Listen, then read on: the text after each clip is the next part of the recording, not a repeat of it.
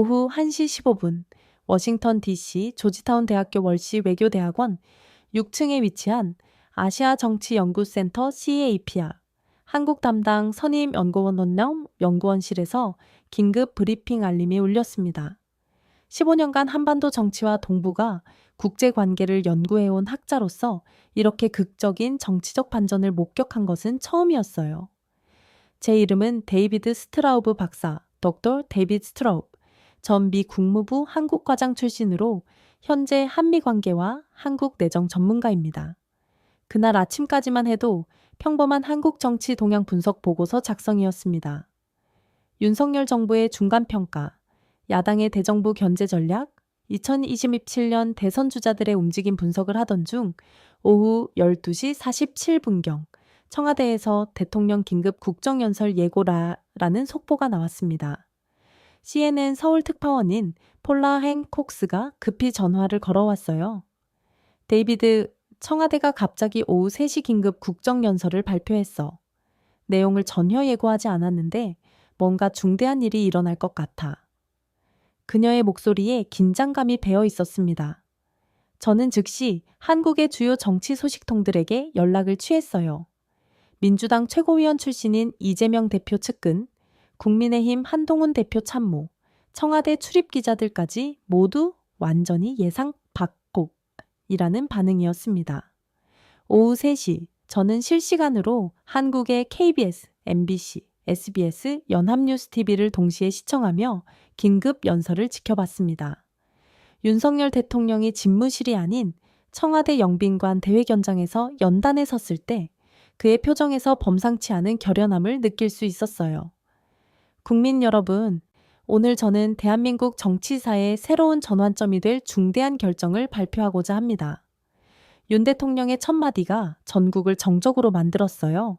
저는 급히 녹음을 시작하며 노트를 준비했습니다. 지난 2년 반 동안 국정을 수행하면서 저는 현재의 정치 시스템이 국민의 뜻을 제대로 반영하지 못하고 있다는 것을 깊이 깨달았습니다. 대통령의 목소리에 깊은 성찰이 배어 있었어요.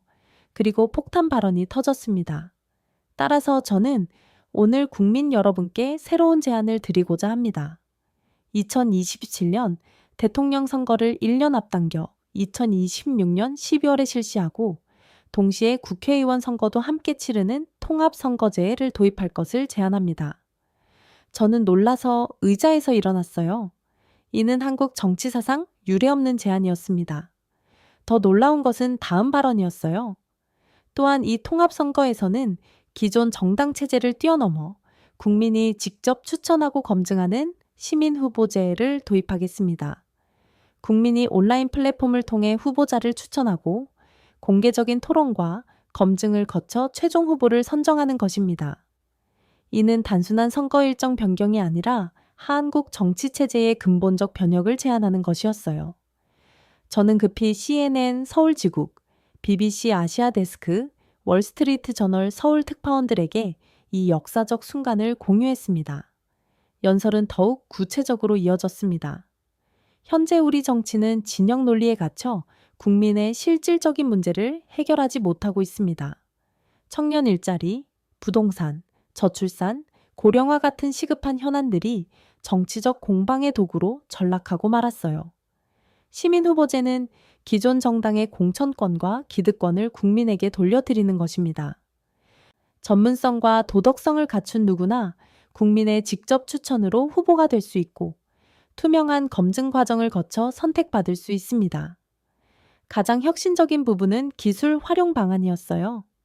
블록체인 기술을 활용한 투명한 추천 시스템, AI를 통한 공약 실현 가능성 분석, 실시간 팩트 체킹 시스템을 도입해 국민이 정확한 정보를 바탕으로 선택할 수 있도록 하겠습니다.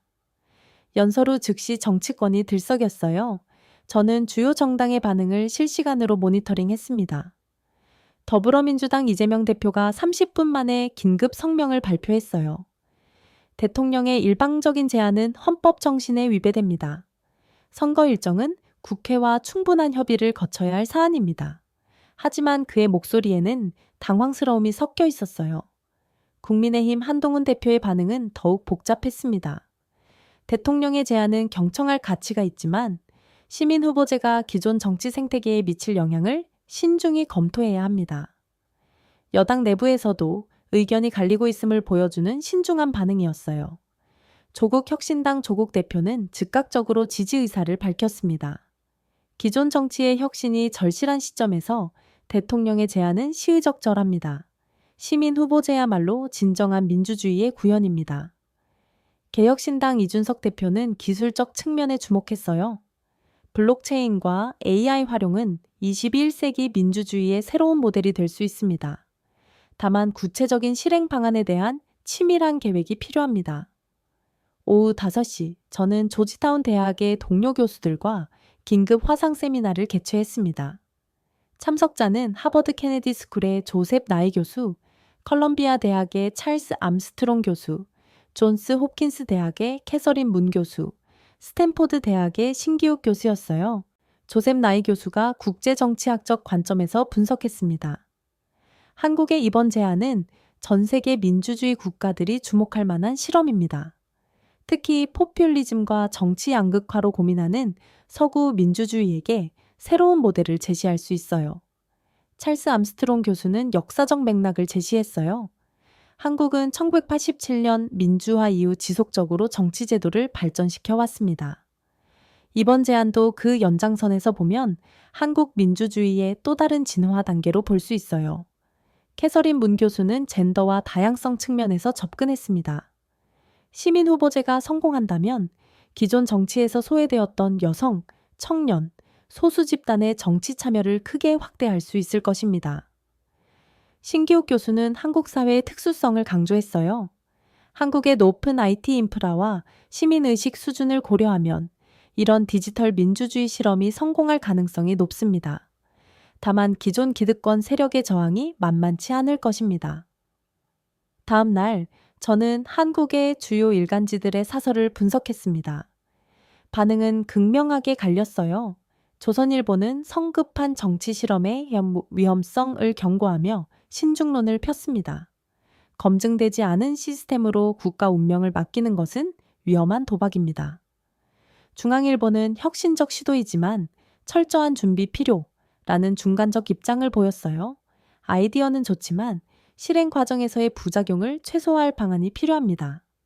한겨레는 민주주의 발전의 새로운 전기라며 적극 지지했습니다. 기존 정치의 한계를 뛰어넘는 혁신적 제안입니다.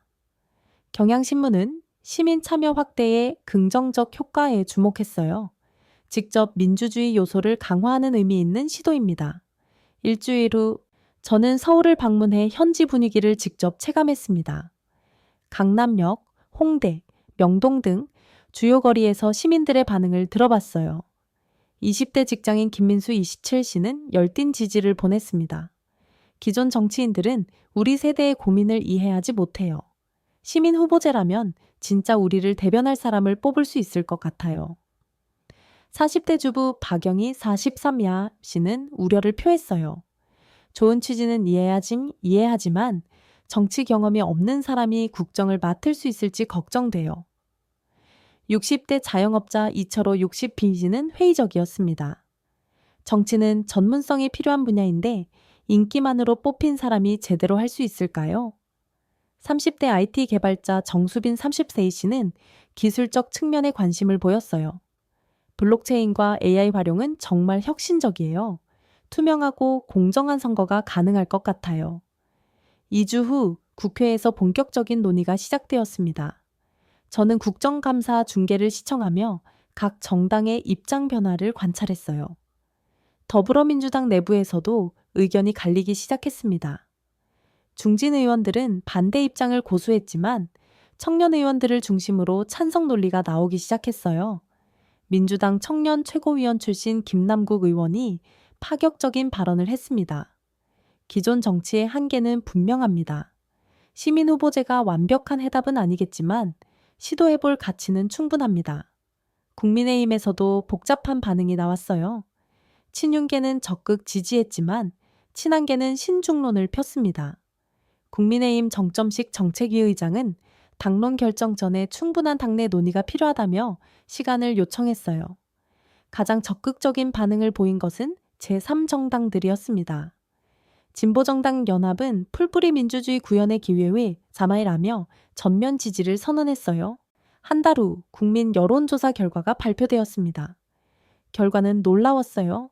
리얼미터 조사 찬성 52.3%, 반대 35.7%, 유보 15.0%, 한국갤럽 조사 찬성 49.8%, 반대 34.2%, 유보 12.0%, 민조미디어 리서치 찬성 58.1%, 반대 33.9%, 유보 10%. 연령별로는 더욱 극명한 차이를 보였어요. 20대 찬성 71.2%, 반대 10.8%, 30대 찬성 68.4%, 반대 23.6%, 40대 찬성 47.3%, 반대 42.7%, 50대 찬성 38.9%, 반대 49.1%, 60대 이상 찬성 29.4%, 반대 58.6%, 세대 간 격차가 명확하게 드러났습니다. 젊은 세대일수록 기존 정치에 대한 불신이 크고 새로운 시스템에 대한 기대가 높았어요. 2개월 후 윤석열 대통령이 구체적인 실행 계획을 발표했습니다. 저는 청와대 춘추관에서 열린 브리핑에 화상으로 참석했어요. 시민 후보 추천 플랫폼 국민의 선택으로는 3월 1일 오픈합니다. 대통령이 직접 시연하는 모습이 인상적이었어요. 국민 누구나 후보를 추천할 수 있고 추천받은 후보는 공개 검증 과정을 거치게 됩니다. 플랫폼의 특징이 상세히 설명되었습니다. 1. 블록체인 기반, 투명한 추천 시스템, AI 기반, 공약 실현 가능성 분석 3, 실시간 팩트체킹 시스템 4, 후보자 간 공개 토론 플랫폼 5. 시민평가단의 다면평가 시스템 가장 혁신적인 부분은 시민 배심 원제였어요. 무작위로 선정된 1000명의 시민들이 후보자들을 직접 평가하고 그 결과가 공개되는 시스템이었습니다. 3개월 후 플랫폼이 정식 오픈되었습니다. 저는 실시간으로 접속해서 시스템을 체험해 봤어요. 정말 놀라웠습니다. 첫날 방문자 수가 304마리에 7만 명을 기록했고 후보 추천 건수가 C.883보7건에 달했어요. 추천된 후보들의 스펙트럼도 다양했습니다. 대기업 CEO 출신, 시민단체 활동가, 대학 교수, 의료진, 변호사, 심지어 청년 창업가까지 기존 정치인과는 완전히 다른 면면이었어요. 특히 주목받은 후보들이 있었습니다. 김영훈 사치오, 삼성전자 전 임원 출신, 기업가 정신으로 국정혁신, 공약 이수진, 스와연 328, 의사 출신, 의료개혁과 복지 확대, 전문가 박민호, 사도비 미칠, 교육학 교수, 교육 격차 해소와 미래 인재 양성, 최지원 삼시모, 환경단체 대표, 탄소 중립과 지속가능 발전. 이들의 공통점은 기존 정치와는 완전히 다른 관점과 전문성을 가지고 있다는 것이었어요. 6개월 후 국제적 주목을 받기 시작했습니다. 저는 각국 언론의 보도를 번역해서 분석했어요. CNN의 크리스티안 아만푸어 앵커가 특별 리포트를 방송했습니다. South Korea's Democratic Revolution, When Citizens Choose Their Leaders 라는 제목으로 한국의 시민 후보제를 21세기 민주주의의 새로운 모델로 소개했어요. BBC의 스티븐 맥도날 특파원은 Korea's Digital Democracy Experimental에서 기술과 정치의 결합에 주목했습니다. 한국이 보여주는 것은 단순한 전자투표가 아니라 완전히 새로운 정치 참여 방식이라고 평가했어요. 독일 디어피겔의 베르나르트 지크 기자는 südkorea mit zur direkten Demokratie에 한국의 직접 민주주의 도전라는 기사에서 유럽도 배워야 할 혁신적 시도라고 분석했습니다. 일본 NHK는 복잡한 반응을 보였어요. 한국의 정치 실험이 성공한다면 일본 정치에도 큰 영향을 미칠 것이라며 우려와 관심을 동시에 표명했어요. 가장 주목할 만한 반응은 대만에서 나왔습니다. 차잉원 총통이 한국의 시민 후보제를 대만에도 도입 검토하겠다고 발표한 것이에요. 한국의 정치 혁신이 다른 아시아 민주주의 국가들에게 영감을 주기 시작한 것입니다. 1년 후 첫 번째 시민 후보 선발이 완료되었습니다. 결과는 정말 놀라웠어요.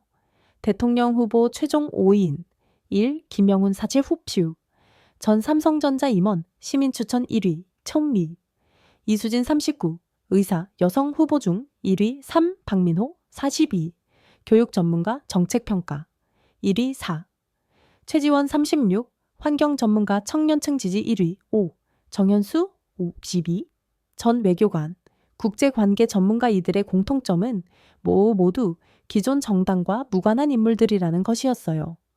그리고 각자의 전문 분야에서 탁월한 성과를 보인 사람들이었습니다. 국회의원 후보들도 마찬가지였어요. 변호사, 의사, 엔지니어, 교사, 사회복지사, 농부까지 다양한 직업군에서 후보가 나왔습니다. 선거 캠페인도 기존과 완전히 달랐어요. 전통적인 선거 유세 대신 온라인 토론과 정책 설명회가 주를 이뤘습니다. 후보들은 자신의 전문성을 바탕으로 구체적이고 실현 가능한 공약을 제시했어요. 특히 김영훈 후보의 기업 가형 정부 공약이 주목받았습니다.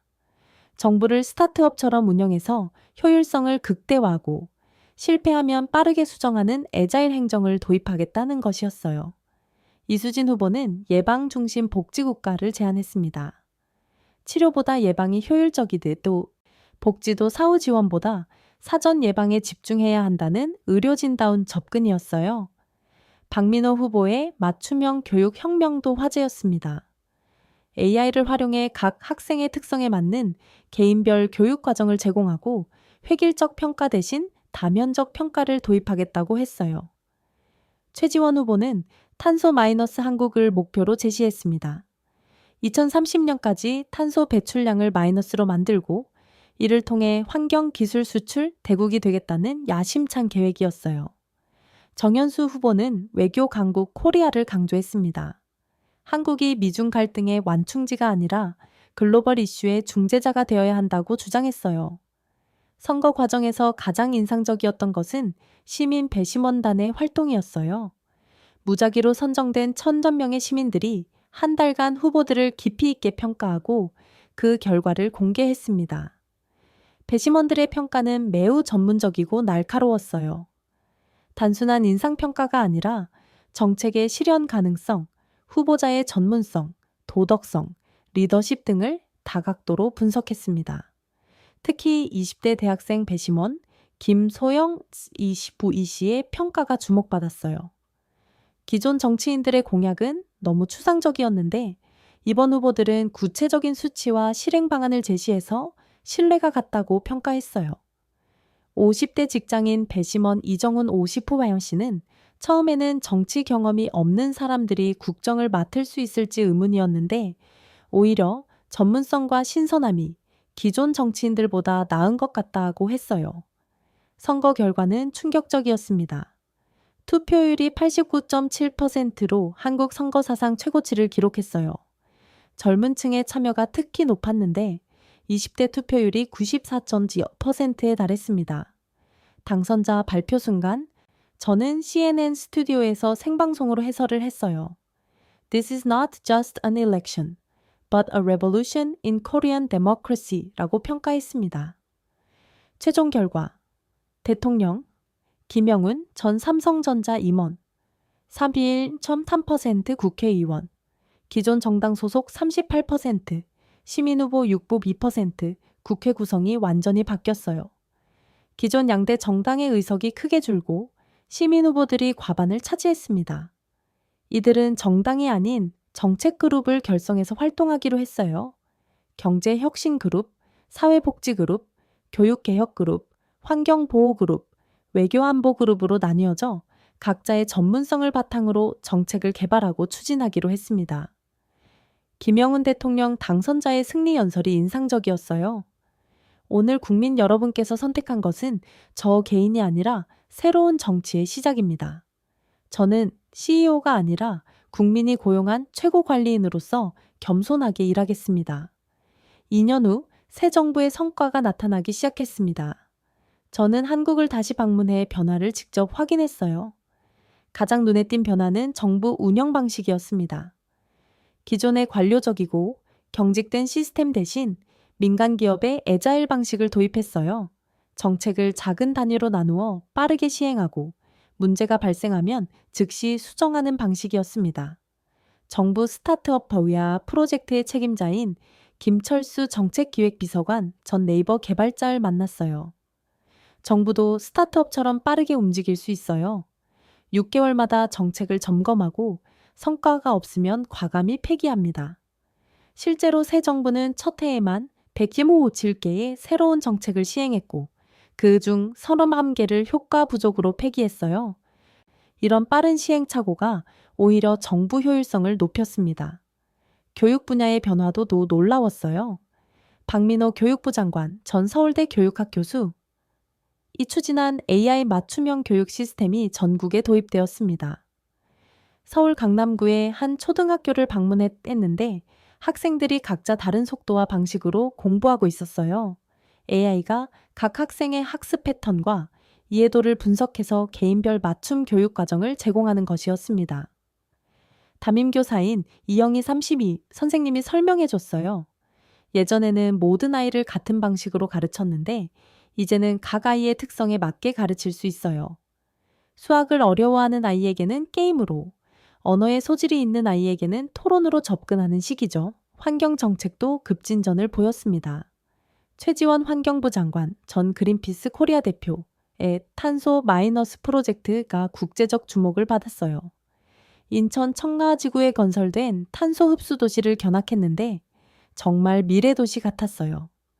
모든 건물이 탄소를 흡수하는 특수 소재로 지어졌고 도시 전체가 하나의 거대한 공기 정화 시설 역할을 했습니다.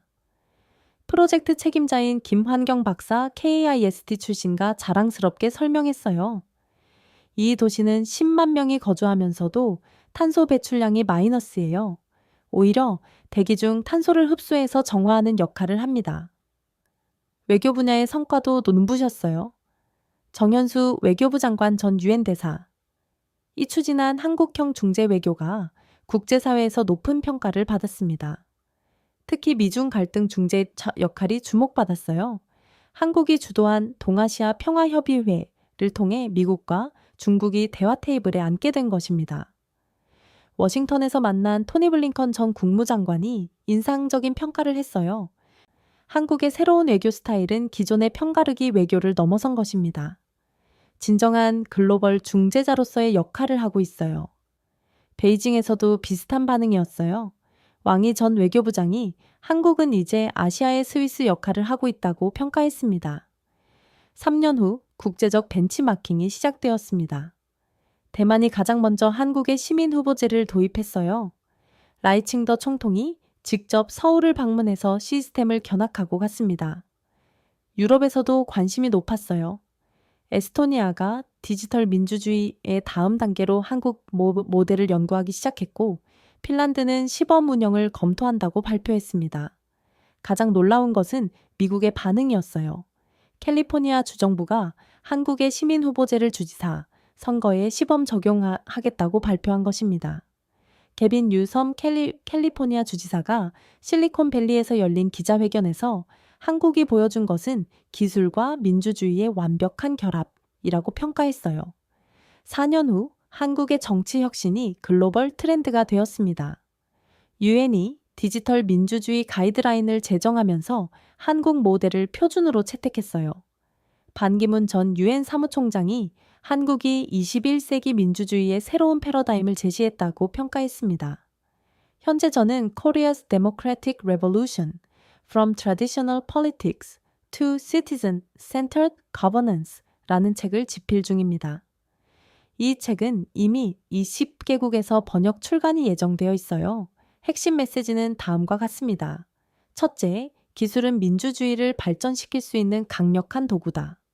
둘째, 시민의 직접 참여가 대의민주주의의 한계를 보완할 수 있다.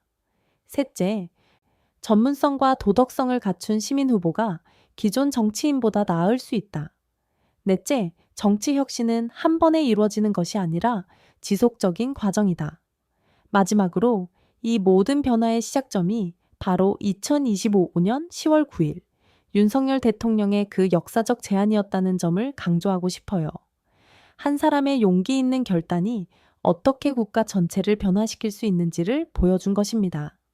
그래서 저는 확신해요. 한국의 시민 후보제 도입은 단순한 선거제도 개혁이 아니라 21세기 민주주의의 새로운 모델을 창조한 역사적 혁신이었다고 말입니다. 정치가 특권층의 전유물이 아니라 모든 시민의 것이 될 수 있음을 증명한 민주주의 혁명이었고, 이는 전 세계 민주주의 발전의 새로운 이정표가 되었습니다.